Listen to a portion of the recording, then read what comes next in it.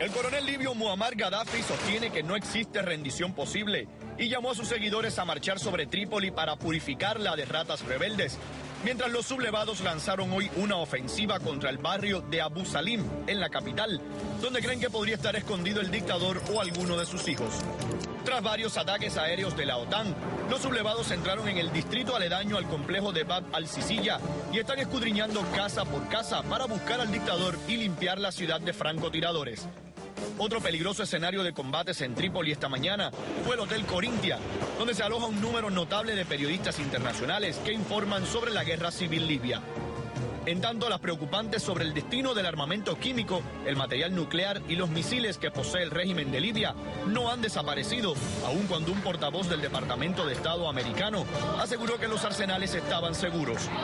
Varios expertos temen que los inventarios de misiles antiaéreos y agentes químicos, entre los que habrían 11 toneladas de gas mostaza, junto a materiales radioactivos, pudieran ser utilizados por las fuerzas leales a Gaddafi para librar la batalla final.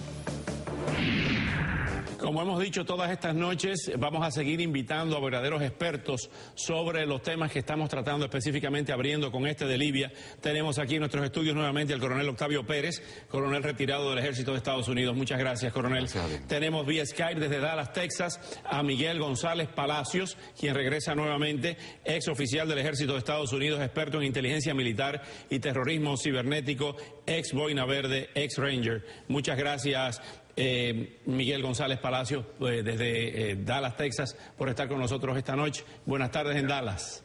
Buenas tardes, encantado.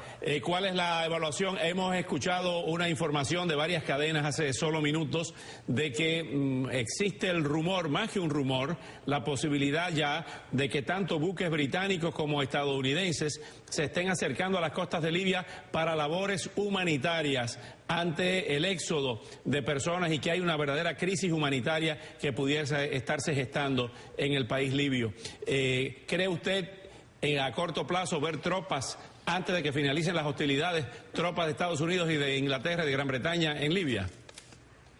Sería muy interesante ver eso. Sin embargo, me preocuparía mucho que hubieran tropas norteamericanas en territorio libio, dado el caso de que todavía estamos en una controversia tanto en Afganistán como en Irak y en una que otra parte del mundo, no necesariamente publicada o reconocida por el público norteamericano. Sin embargo, estoy de acuerdo que hay una serie de precauciones que ya se están tomando.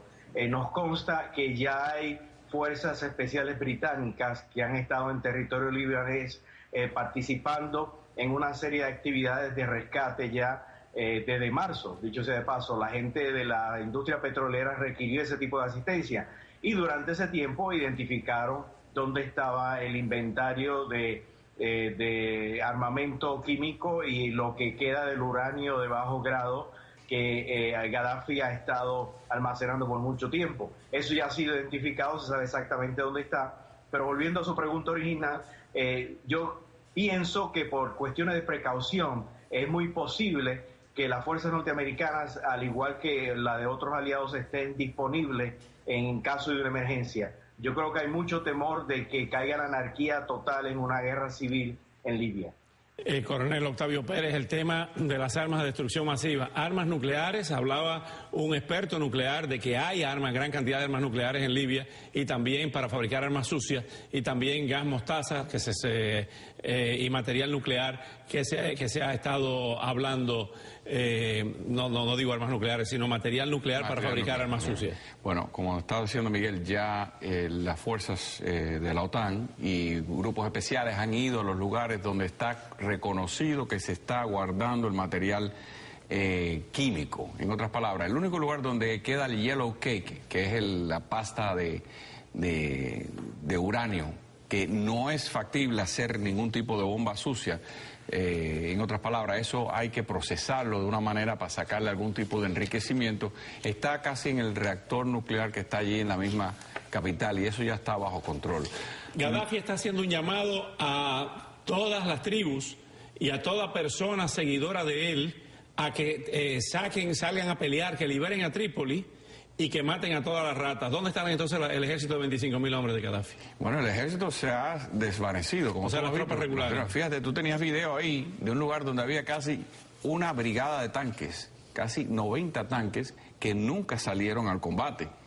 Y vimos como hubo acuerdos, que eso es otra cosa que la gente no entiende. Durante estos meses que se pensaba que nada estaba ocurriendo, la alianza de la coalición de Benghazi, esos tanques nunca salieron, fueron bombardeados por la OTAN, pero en ningún momento salieron. ¿Estaban en Trípoli? Estaban en las afueras de, creo que de Sirte. Ah, okay. Eso que es el bastión de él, que todo el mundo dice que de ahí que iba a salir la contraofensiva. Se están reportando fuertes combates en Sirte, y vamos a también a ver el reportaje de la mansión de Gaddafi y de las hijas, una hija que tenía un palacete de 3 niveles, que es un verdadero insulto a la pobreza del pueblo libio. Lujo desmedido, opulencia sin límites, mármol, oro. Eso han encontrado los rebeldes luego de tomar el complejo de palacios de Bab al-Aziziyya en Trípoli, donde residía Gaddafi, y tras acceder a la descomunal mansión de Aisha, la hija del coronel, en el distrito de Fashlum. Entre las propiedades más exóticas del dictador, los rebeldes encontraron una enorme colección de pistolas Beretas de oro que sacaron del complejo en varias cajas, y el carro eléctrico de golf que utilizaba Gaddafi para moverse por su inmenso complejo residencial. Sin embargo, lo más irritante para los insurgentes fue constatar el estilo de vida de Aisha, la única hija de Muammar Gaddafi, cuya residencia ha sido bautizada por algunos como el Palacio de la Prostituta. Se trata de una mansión de 3 plantas rodeada de un exuberante jardín decorado con varias fuentes, una enorme piscina interior, gimnasio, una casa para invitados y una cocina de lujo. En los interiores, una escalera de caracol y bajo esta, el famoso sofá de oro en forma de sirena con el rostro de Aisha Gaddafi. Uno de los vecinos del área que visitó la mansión de Aisha, ahora en manos de los rebeldes, fue categórico en su impresión. No puedo creer que alguien viva de esta manera. Quizás en Beverly Hills, pero no en un país tan pobre como Libia. Esos son los revolucionarios del mundo cuando se sabe la verdad. Miguel González Palacios, el efecto que produce esto entre el pueblo libio y el mundo, vivir con esa ostentación de faraones en medio de tanta pobreza. Es algo terrible, pero desafortunadamente muy cierto. Sin embargo, lo que se está viendo hoy en día es el repudio total y absoluto del pueblo libio hacia este régimen que por muchísimos años los oprimió. La forma del pueblo rechazar total y absolutamente a este individuo y a su régimen y a su familia es exactamente eso, destruyendo esos palacetes, insultando sus esfinges, destruyendo su retrato. Y esa es la forma clara e inequívoca de que este señor no va a poder sublevar a los que les queda, que son muy pocos, y está en un punto de desesperación, clamando por alguien que no va a salir a defenderlo. Y a esta hija tan bonita, coronel Octavio Pérez, le decían la Claudia Schiffer. Es muy bonita esa rubia. Ahora bien,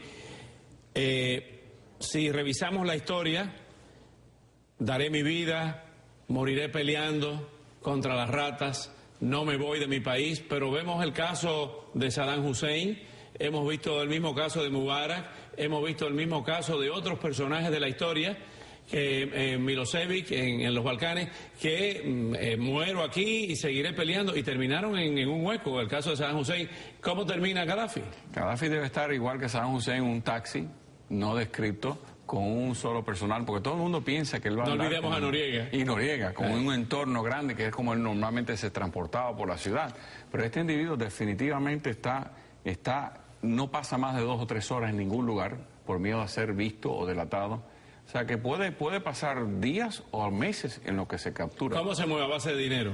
A base de billete. A base de billete. Coronel Octavio Pérez, muchísimas gracias. Coronel Miguel González Palacios, muchísimas gracias por acompañarnos nuevamente en la noche de hoy. Hasta una próxima oportunidad. Al regresar, desmienten en Trípoli que los rebeldes hayan atacado y saqueado la embajada de Venezuela.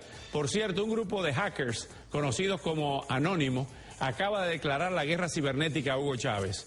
Los dejo ahora con un rap que se ha hecho muy popular en Internet, obra de un artista israelí.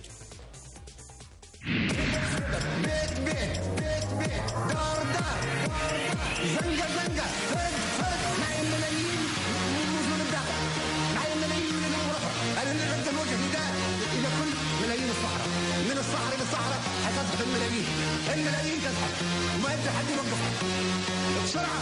كانوا القذافي كانوا القذافي كانوا القذافي.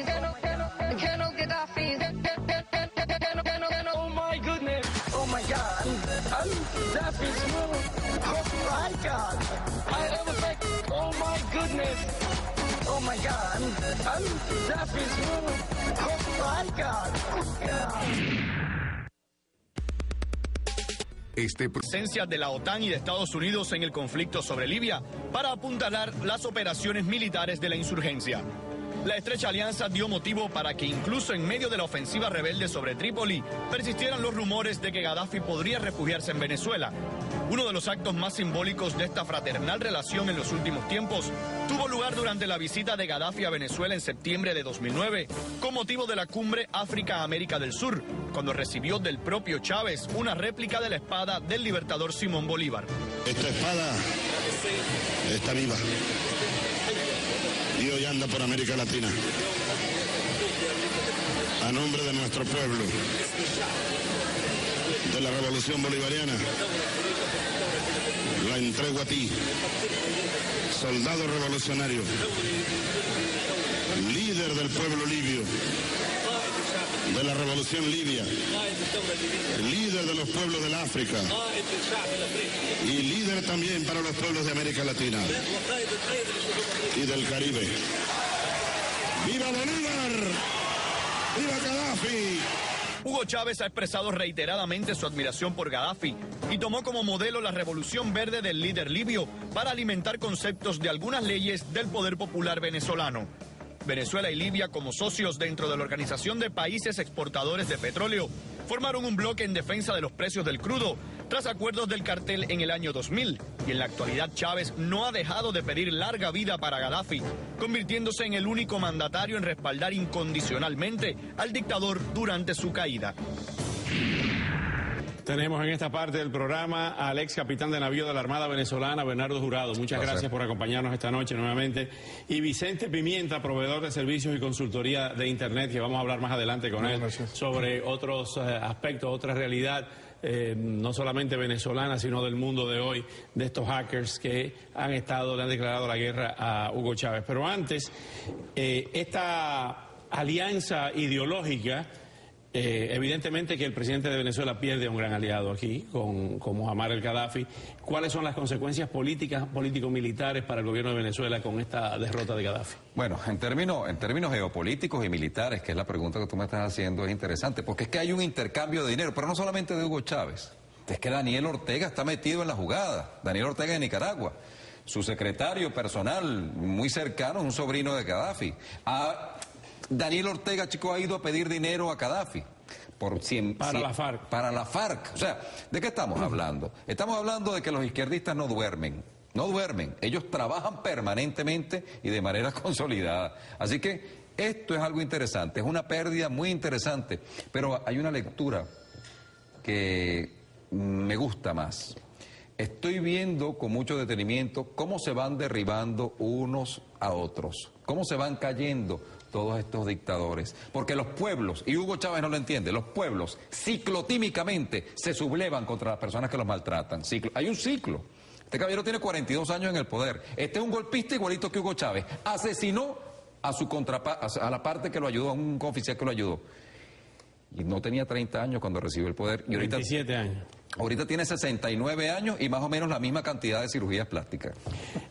Ahora bien, la embajada venezolana en Trípoli, el presidente Chávez, lo vimos ayer cuando decía en una transmisión en directo en cadena nacional que la embajada de Venezuela había sido saqueada y llamó hordas salvajes a los rebeldes libios. Bueno, la embajada de Venezuela en Trípoli no fue ni saqueada ni atacada, pese a que el presidente Hugo Chávez, un aliado clave del líder libio Muammar Gaddafi, anunció ayer lo contrario, constató un corresponsal de la agencia France Press. La embajada está intacta, sin señales aparentes de haber sido saqueada, incendiada o atacada, y la entrada del edificio está custodiada por combatientes rebeldes. Pero en Venezuela no se enteran de esto, se enteran nada más de lo que dice Chávez, pero no de la verdad. No, fíjate tú, lo que pasa es que Chávez es un dramaturgo. Chávez hace de cualquier evento que pueda explotar un drama interesantísimo. Ustedes vieron la entrega de la espada de Bolívar, que él ha vulgarizado a cuanto malandro hay en el mundo, le entrega una espada. Pues mire, yo quiero decirles algo. Esa es la segunda espada que le entrega a Gaddafi. La segunda, ¿saben por qué? Porque el protocolo es tan malo que ni siquiera lleva un registro de las espadas que se entregan. Le ha entregado 2 espadas. Yo veía la cara de Mesías de Gaddafi ahorita en el video y me daba mucha risa. Porque ¿cómo es posible esto? Ese ensalzamiento, esa necrófila admiración por este muerto insepulto que es Gaddafi, en términos del gobierno. Entonces, mi país y Hugo Chávez y estas personas que le siguen se alían con cuanto protervo individuo hay en el mundo. No sé con qué fin, pero al final del día el único que pierde es Venezuela. El nombre de Bolívar, el nombre de mi país, que está por supuesto pisoteado por toda esta situación. La conchupancia, que no ha usado esta noche. No la he usado. No la ha usado la conchupancia. Se une a este tema, al tema que vamos a desarrollar de inmediato, Vicente Pimienta, quien es proveedor de servicio y consultoría de Internet. ¿Por qué? Porque hay un grupo de hackers cuyo nombre que se han puesto es Anonymous, que le ha declarado la guerra cibernética al gobierno de Hugo Chávez. Vamos a ver. Queremos decirle al gobierno de Venezuela que la guerra cibernética acaba de comenzar y que solo es la calma antes de la tormenta. Ciudadanos, no dejes que te repriman diciendo que no debes y que debes hacer. Levántate y lucha por lo justo. El gobierno nos teme porque somos más. El conocimiento es libre y todo aquel que intente monopolizarlo estará atacando contra nuestros derechos. Básicamente lo que dice es: queremos decirle al gobierno de Venezuela que la guerra cibernética acaba de comenzar y que es solo la calma antes de la tormenta. ¿Cuán peligroso es esto realmente? Bueno, ¿Quiénes son esta gente? El grupo se llama Anonymous. Ellos vienen atacando desde el 2003. Ellos lograron ser internacionales y cogieron mucho auge con el problema de Wikileaks. Cuando le cortan los fondos a Wikileaks, ellos atacan a Citibank, a PayPal, y ahí es que ellos logran integrar un nuevo término que se llama hackers y activistas, hacktivistas. Entonces es un nuevo término de hackers activistas. ¿Son piratas cibernéticos? No son, ellos dicen que no son piratas, aunque le han puesto títulos de terroristas, de todo, porque ellos dicen que no han robado información, que solamente están tumbando portales del gobierno. ¿Qué es lo que hacen? Vamos a explicar a las personas como yo, que no conocemos esta nueva... Mis hijos sí, pero yo nada. ¿Qué es un hacker y en qué forma atacan? Y es una guerra cibernética contra el gobierno venezolano. Bueno, ellos logran organizarse y desactivar un servidor por medio de denial of service. Eso quiere decir que se ponen de acuerdo. Hay un servidor que puede contestar X cantidad de preguntas por segundo.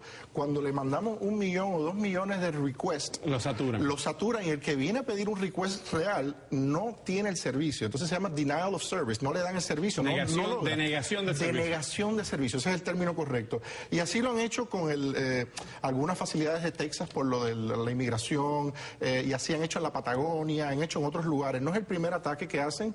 De hecho, le están nombrando una guerra a Facebook también. Ellos están en varios frentes y han sido efectivos. Por ejemplo, en el Sony PlayStation estuvo down por 1 mes y pico. Fueron ellos los que lograron tumbar el PlayStation y le costó millones y millones de dólares a Sony.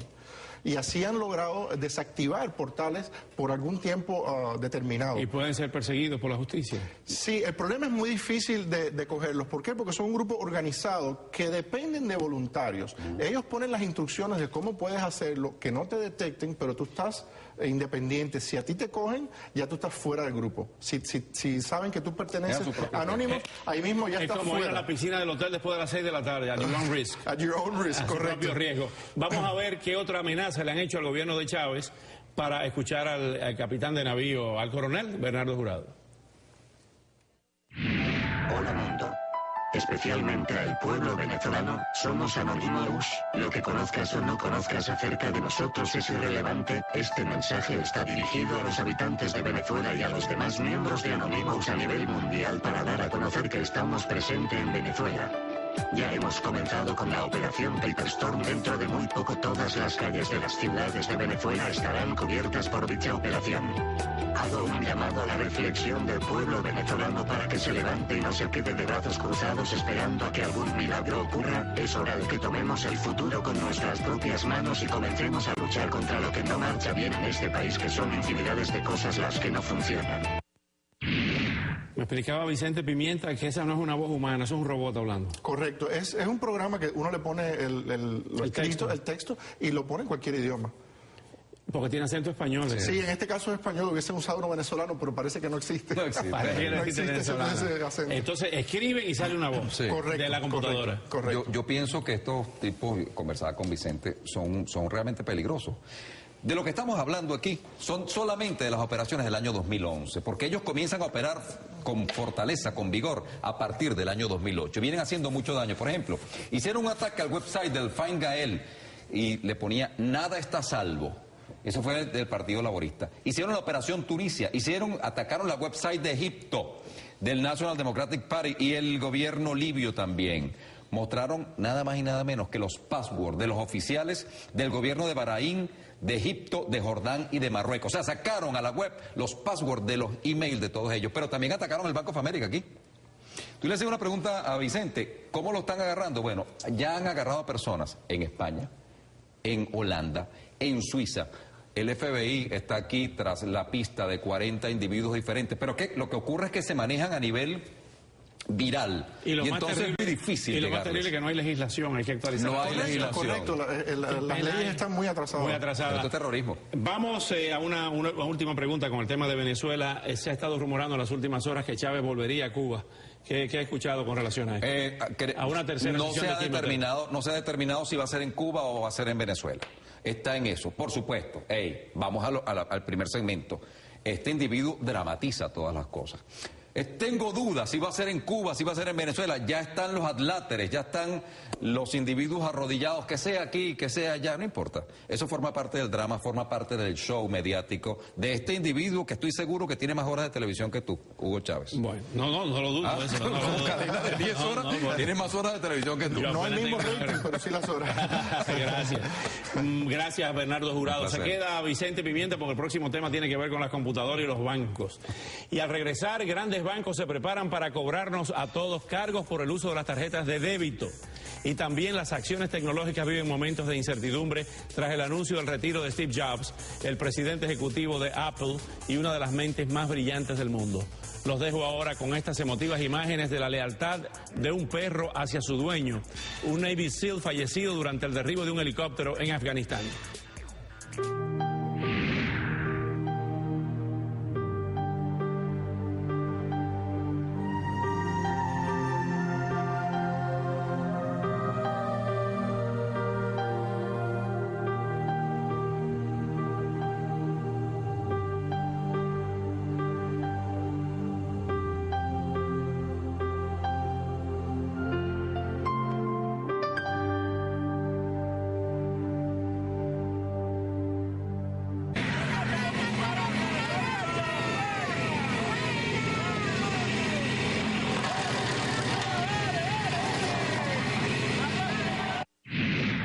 Bueno, esta parte de la polémica que se repite nuevamente de personas que están en contra de la presentación de Pablo Milanejo, de un artista que venga de Cuba, lo habíamos visto anteriormente en el caso de los Bambán y otros artistas que vienen de la isla.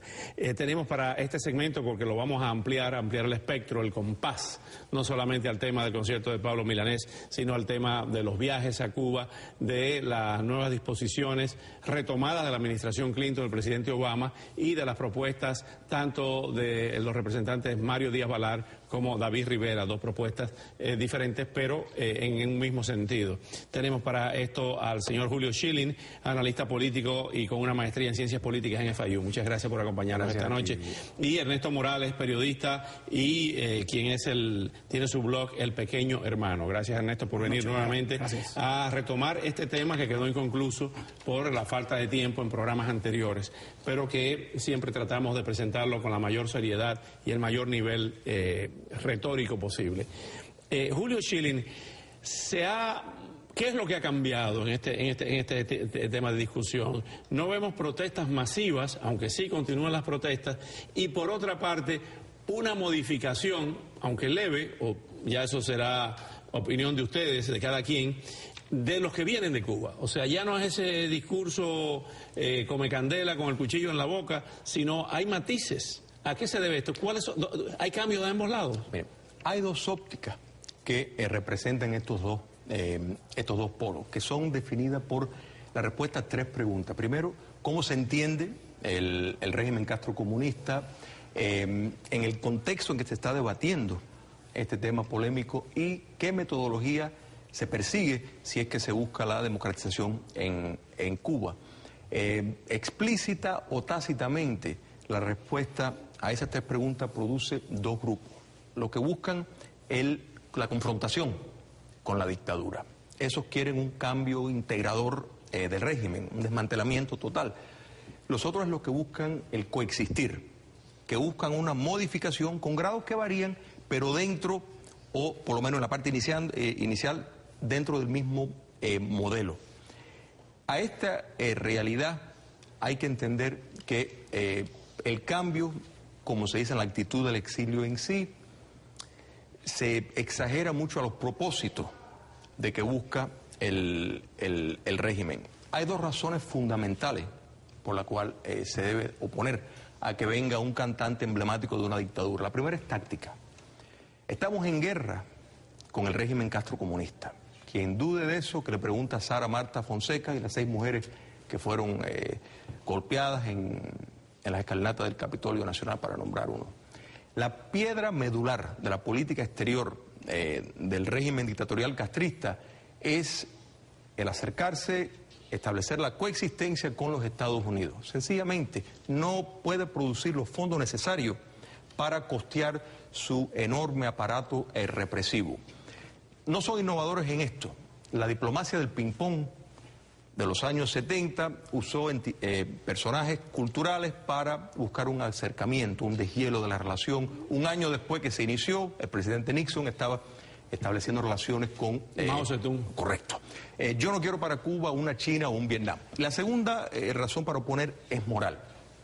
La salida, la entrada, el escenario de cualquier entidad cultural en un sistema como el de Cuba requiere el beneplácito de la dictadura, de manera de que por default se convierte en un representante emblemático de ese sistema. La cultura y la política están entrelazadas en un sistema como el de Cuba. Las Naciones Unidas estuvo correcto cuando en los años 70 y 80 estableció la Comisión Especial contra el Apartheid, donde recopiló una lista de 50 personajes de la cultura norteamericanas y europeas que se oponían a la apartheid. Correcto. Hay también otro tema, Ernesto Morales, en cuanto a esto, y es, por ejemplo, Daniel Barenboim, el gran director de música de origen hebreo, quiso presentar obras de Richard Wagner en Israel, y los israelíes dijeron no. Richard Wagner era un símbolo del nazismo y era el compositor preferido de Adolfo Hitler.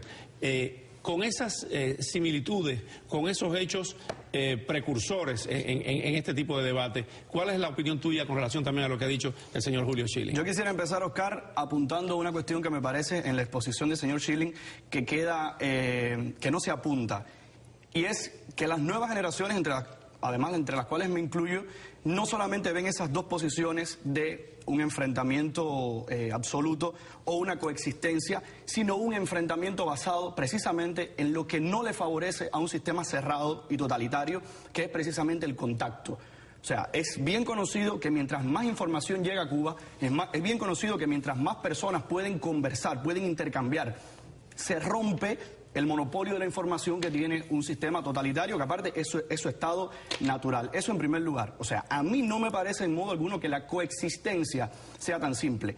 No por gusto el gobierno cubano requisa de una forma, digamos, excesiva todo lo que entra a Cuba, todas las memory flash, todos los dispositivos, porque le temen precisamente a ese intercambio. Entonces, con respecto a lo que tú preguntabas, Oscar, de por qué estas manifestaciones cada vez se han ido haciendo, digamos, menos multitudinarias, por llamarlas de alguna forma, a mí me parece un razonamiento elemental, y es que estas personas, con un discurso extremista, con un discurso, aparte que se parece mucho al discurso difamatorio que tienen en Cuba, donde si tú estás en contra de ellos eres un mercenario, y aquí si estás en contra de ellos eres un comunista, es el cántico habitual. Me parece que estas personas cada día se quedan más aisladas, cada día se aíslan incluso de los que fueron sus íconos. Por ejemplo, Willy Chirino, ya tenemos bien conocido que Willy, aunque no está de acuerdo con las posturas que ha tenido Pablo en algún momento, sí defiende que un cantante, sí defiende que un artista venga a cantar allí donde quiera ser escuchado. Entonces, el hecho de que estas personas... Hay una cosa además que a mí me interesa apuntar, Oscar.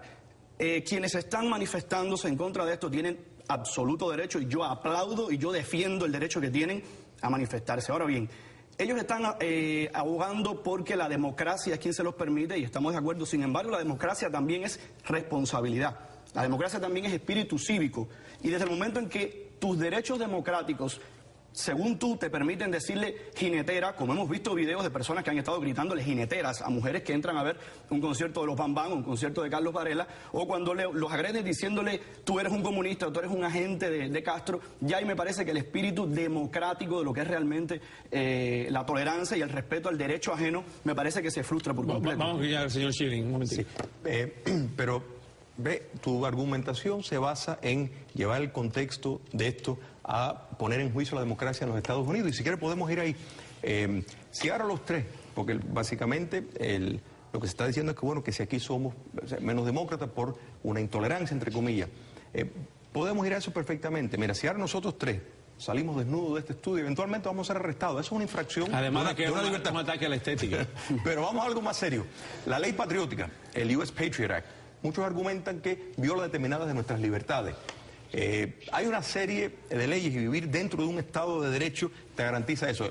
Abraham Lincoln quebró ciertas libertades, el habeas corpus la suspendió en 1861, 1862, porque había una prioridad más grande. ¿Cuál era esa? Preservar la nación, ganar la guerra. Entonces, si estamos en guerra, yo estoy dispuesto a ceder y tener una leve infracción porque no pueden venir un cantante emblemático, coartarle fondos a una dictadura que está buscando en este momento una coreografía de modificar de imagen por la alta necesidad de establecer acceso a fondos donde único le queda esos fondos. A mí siempre me han parecido muy peligrosas esas pequeñas infracciones al espíritu democrático. En Alemania existió un gobierno que se creyó que tenía el pequeño derecho de decidir qué pinturas consumían sus súbditos, y todo esto basado precisamente en criterio estético de alguien que no había sido aprobado como Adolf Hitler a la Academia de Bellas Artes. Entonces, cuando el gobierno o cuando la democracia, que además quiero apuntar algo muy particular, no estoy cuestionando en lo más mínimo la democracia de los Estados Unidos. Realmente no es así. Estoy cuestionando el espíritu democrático de aquellos que en nombre de esa democracia están infringiéndola. Y en nombre de aquellas personas que, repito, cada día se aíslan más, porque en estos momentos ni siquiera con la administración que está en el poder, que tiene el gobierno a su mando, el espíritu democrático, ni siquiera están de acuerdo con ello. No están de acuerdo, además, hay una cosa que me parece de un doble discurso tremendo, y es que, por ejemplo, cuando disidentes connotados en Cuba o personas del espíritu cívico de Joanny Sánchez son detenidos y son golpeados en Cuba, estos mismos grupos extremistas dicen es una violación a los derechos humanos, tenemos que defenderlos, Pero entonces cuando personas como Joanny Sánchez también dicen, Pablo, si tienen el derecho a cantar en Miami, son tratados como agentes de Castro. No hay un doble discurso en eso. Yo creo que esa categoría la estás estableciendo tú, con extremistas. Todo este léxico que le conviene mucho al régimen viene precisamente de allá. Yo te pregunto, ¿estás contento con democracia en Europa?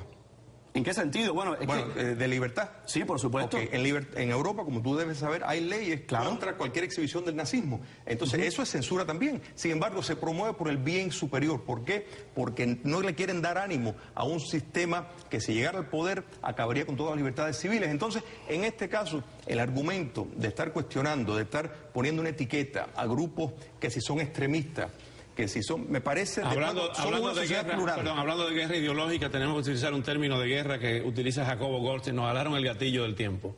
Vamos a continuar con ustedes en otra oportunidad porque este tema va a continuar. Y nos vamos precisamente